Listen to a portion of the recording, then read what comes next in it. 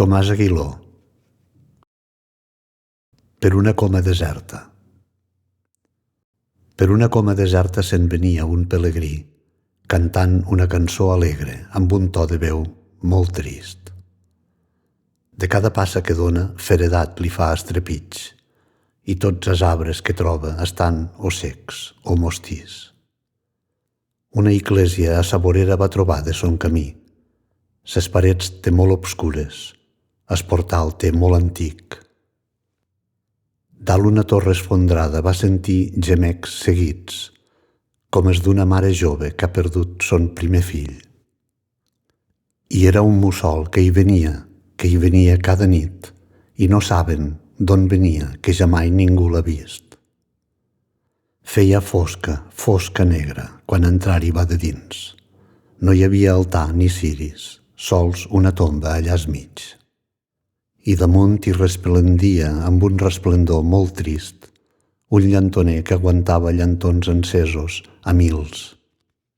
Alguns així s'apaguen, perquè sol hi han consumit. D'altres que claror no daven, se n'encenen així.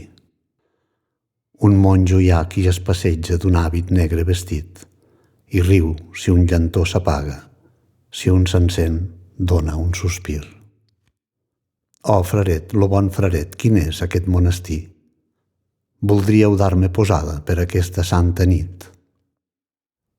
Aquesta nit serà llarga, en terra hauràs de dormir, i no temis que et desperten fins que el món faça un cruixit.